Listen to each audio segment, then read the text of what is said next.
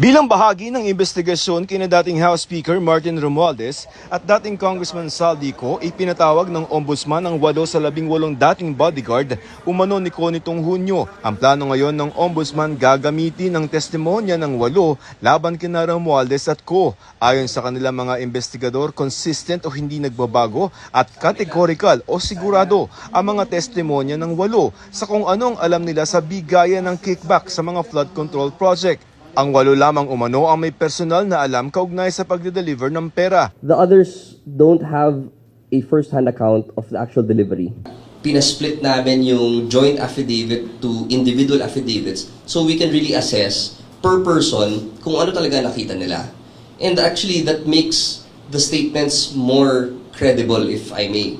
Kailangan na lamang pumirma ng 8 sa tigi-tigisan nilang affidavit pero hindi pa ito nangyayari dahil kailangan pa umunong reviewin ng kanilang abogadong si Attorney Levy Baligod.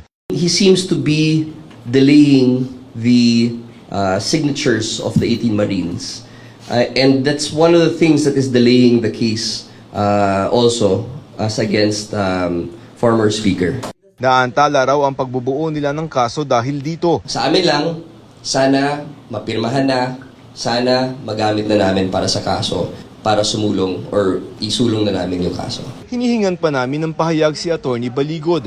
Hindi naman nagbigay ng pahayag ang abogado ni Co na si Attorney Ruy Rondain. Kung mapipirmahan na ng 8 mga dating bodyguard ang kanilang mga individual na mga sinumpaang salaysay, ebidensya mga ito laban kay dating House Speaker Martin Romualdez at dating Congressman Sal Dico na isasama sa magiging mga testimonya ni dating DPWH Secretary Manuel Bunuan.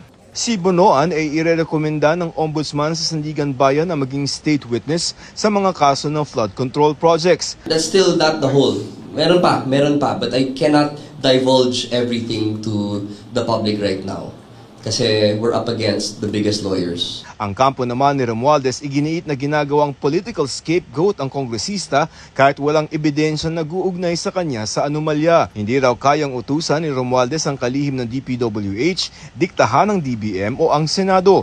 Dagdag ng tagapagsalita ni Romualdez ni hindi siya nabanggit ni Bunuan sa kanyang statement sa Independent Commission Infrastructure o ICI pero ngayon ay bigla na lamang daw siyang nabanggit.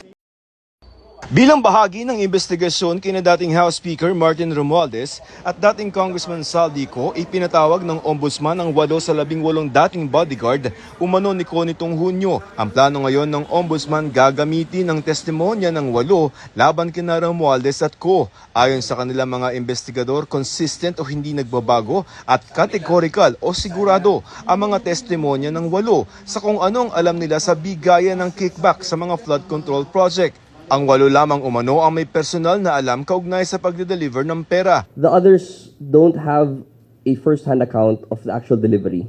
Pinasplit namin yung joint affidavit to individual affidavits so we can really assess per person kung ano talaga nakita nila. And actually, that makes the statements more credible, if I may. Kailangan na lamang pumirma ng 8 sa tigi-tigisan nilang affidavit pero hindi pa ito nangyayari dahil kailangan pa umunong reviewin ng kanilang abogadong si Attorney Levy Baligod. He seems to be delaying the signatures of the 18 Marines. And that's one of the things that is delaying the case also as against former Speaker. Naantala raw ang pagbubuo nila ng kaso dahil dito. Sa amin lang, sana mapirmahan na, sana magamit na namin para sa kaso, para sumulong or isulong na namin yung kaso. Hinihingan pa namin ng pahayag si Attorney Baligod. Hindi naman nagbigay ng pahayag ang abogado ni Co na si Attorney Ruy Rondain. Kung mapipirmahan na ng 8 mga dating bodyguard ang kanilang mga individual na mga sinumpaang salaysay, ebidensya mga ito laban kay dating House Speaker Martin Romualdez at dating Congressman Sal Dico na isasama sa magiging mga testimonya ni dating DPWH Secretary Manuel Bunuan. Si Bunuan ay irerekomenda ng Ombudsman sa Sandigan Bayan na maging state witness sa mga kaso ng flood control projects. That's still not the whole. Meron pa, but I cannot divulge everything to the public right now.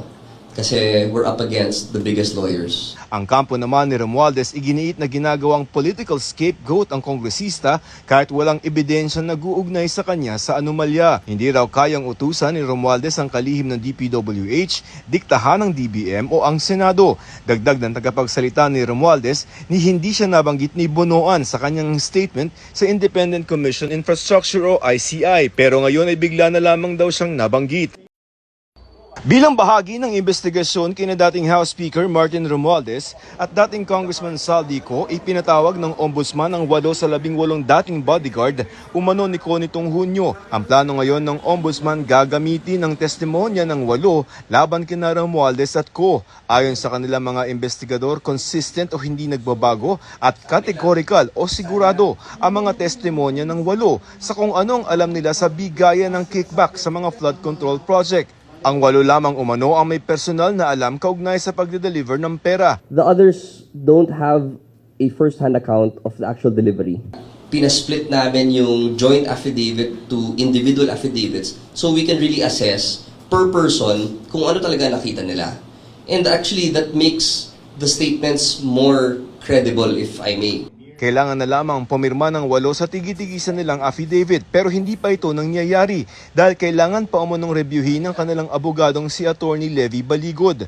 He seems to be delaying the signatures of the 18 Marines. And that's one of the things that is delaying the case also as against former Speaker.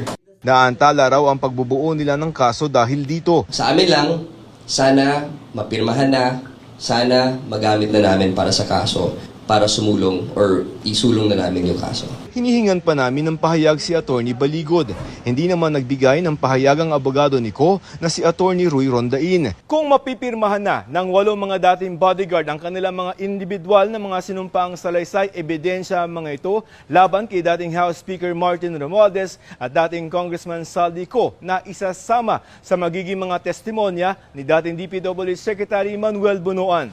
Si Bonoan ay irerekomenda ng Ombudsman sa Sandigan Bayan na maging state witness sa mga kaso ng flood control projects. That's still not the whole. Meron pa, but I cannot divulge everything to the public right now.